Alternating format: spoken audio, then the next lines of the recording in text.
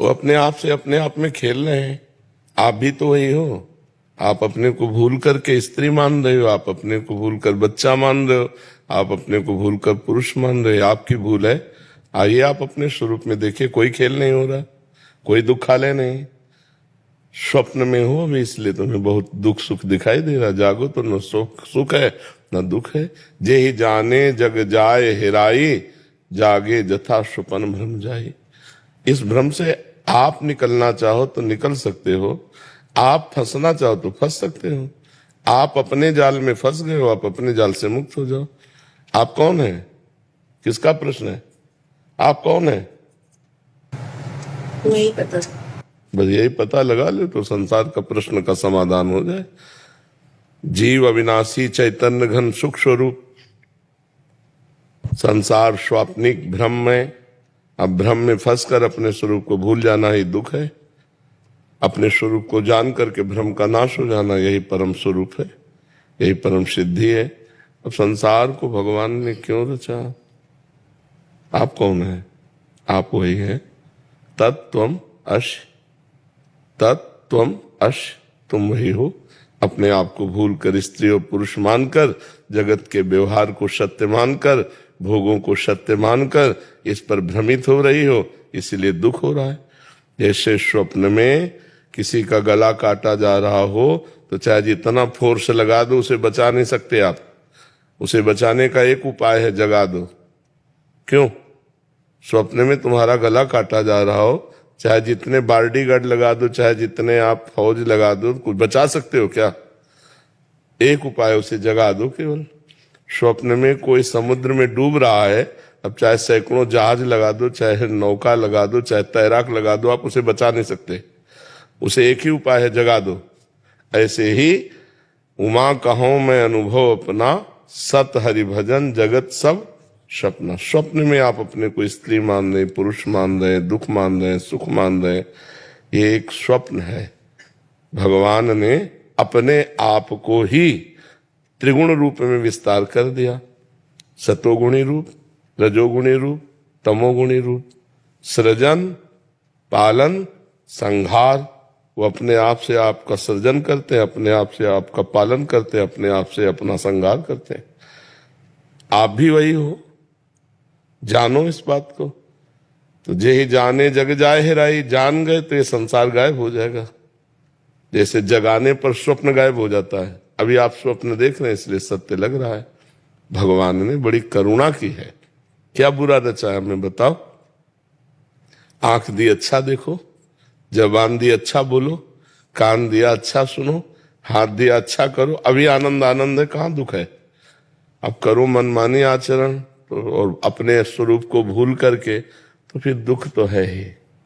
तो भगवान ने ये खेल अपने लिए रचा है, तुम्हारे लिए थोड़ी रचा है। तुम कौन हो? तो तत्त्वमश, तुम वही हो। खत्म खेल। बस यही जानना तो जीवन मुक्त हो जाए। आत्यंतिक प्रलय यही है, मोक्ष। मोक्ष का मतलब क्या है? कभी बंधा ही नहीं तो मोक्ष क्या होना है? भ्रम, भ्रम नष्ट हो गया, बात समझ में आ गई। भगवान आप प्रभु हो, आप ही प्रभु हो।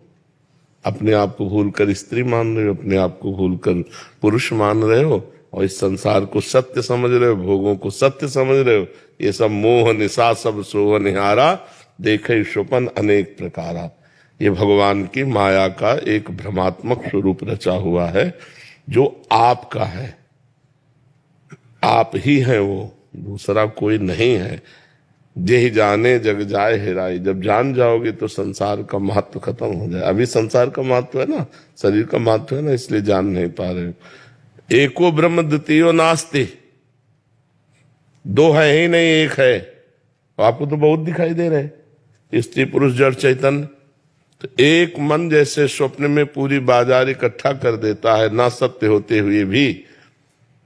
जब तक जगोगे नहीं तब तक स्वप्न सत्य दिखाई देगा, और जब जगोगे तब झूठा नजर आएगा। ऐसे ही मोह में हो तो इसलिए संसार सत्य दिखाई दे रहा है। जब ज्ञान में होगे तो एक ब्रह्म के सिवा कुछ नहीं। सर्वम खलमिदम ब्रह्म, एको ब्रह्म द्वितीयो नास्ति, दूसरा कोई नहीं। दुख की कोई गुंजाइश ही नहीं है, दुख है ही नहीं। आनंद ही आनंद है। अब आप स्वप्न में, इसलिए आपको दुख सुख का अनुभव हो रहा है। ब्रह्मभूता प्रसन्नात्मा, ब्रह्मानुभूति हो जाए तो प्रसन्नात्मा न सोचति न कांक्षति समा सर्वेषु भूतेषु मद भक्तिम लभते पराम परा। इसीलिए तो साधना करनी है। अब साधना हो रही भोगों की, साधना हो रही विषय की, साधना हो रही संसार की, तो संसार दुख सुख मिश्रित है। ऐसा नहीं कि केवल दुख ही मिलता हो, दुख भी मिलेगा, सुख मिलेगा, दोनों झूठे, दुख सुख दोनों झूठे, सत्य कुछ नहीं, एक भ्रम है।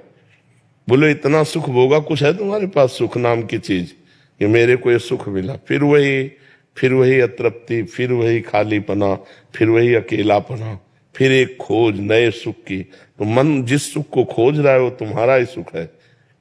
तुम अविनाशी भगवान के अंश हो, अर्थात भगवत स्वरूप हो, वो भगवत स्वरूप सुख हो, और तुम अपने स्वरूप को भूलकर स्त्री मानकर पार्थिव भोगों में, तो कैसे सवाल का हल होगा? सवाल का हल तो साधना से होगा। नहीं, भगवान ने कुछ बुरा नहीं रचा, बहुत अच्छा रचा है भगवान ने। देखो ना, सूर्य रचा, चंद्रमा रचा, कितनी बढ़िया रचना की, आंख दिए, नाक दिए, कान दिए। अब इनका हम दुरुपयोग करोगे तो फिर दुख भोगना पड़ेगा। सदुपयोग करो तो अभी आनंद है। आप मनाओगे भगवान बड़ी कृपा करके ये रचना रची, कितना आनंदमय है। गुलाब जामुन खाती हो, गलत रचा भगवान ने। अब 50 गुलाब जामुन पा जाओ, गलत हो जाएगा ना। हाँ, तो अगर हम उचित व्यवस्था के साथ इस संसार को भगवान का बगीचा मानकर उचित व्यवहार करें तो दुख न रहे।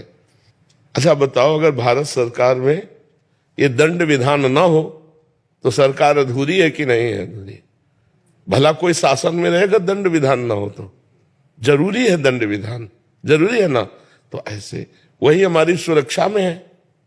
अभी आप उनसे सुरक्षा मांगे, आपको सुरक्षा दे देंगे, और आप गलत करोगे तो मार डंडे आपको अंदर कर देंगे। तो भगवान हमारी सुरक्षा में भी है। जब हम गलत करते हैं तो वही दुख रूप आ जाते हैं, और जब सही करते हैं तो वही सुख रूप आ जाते हैं। और जब ज्ञान हो जाता है तो दुख न सुख, अखंड प्रसन्नता बनी रहती है। तो ऊपर उठो, नाम जप करो, भगवान के पावन चरित्र सुनो और संयम से रहो। कोई गलत काम मत करो, तो अभी देखो आनंद आने लगेगा, हृदय आनंदमय होने लगेगा। मर्जी लौकिक खेल में, मर्जी जो खेल होता है उसमें खिलाड़ी होते हैं और जीत और हार होती है, और जीतने वाले को पुरस्कार मिलता है। तो मर्जी भगवान की सृष्टि का जो खेल है, मर्जी इसमें खिलाड़ी कौन है, जीत क्या है, हार क्या है, और पुरस्कार। आप ही खेल है, आप ही खिलाड़ी हैं, आप ही विजय हैं, आप ही पराजय है। आप ही बनने वाले हैं, आप ही बनाने वाले हैं, आप ही मिटने वाले हैं, आप ही मिटाने वाले हैं। कुछ द्वैत है ले, दूसरा है ले। अब कैसे समझावे? अब ये बात समझाने की तब हो जब साधना हो। अगर साधना नहीं होगी तो समझ में कैसे आएगा? ये अज्ञान की धरा में ब्रह्म ज्ञान की बातें या भगवत ज्ञान की बातें थोड़ी समझ में आती हैं। अब चूंकि आध्यात्मिक विषय है तो पहले जब राधा बाबा से कोई प्रश्न करता तो कहते रोज 1 लाख नाम जप करो, 1 महीना 2 महीना, फिर हमसे बात करो आके, तो तुम कुछ समझ पाओगे। नहीं, अध्यात्म को कैसे समझ पाएगा जीव? जी।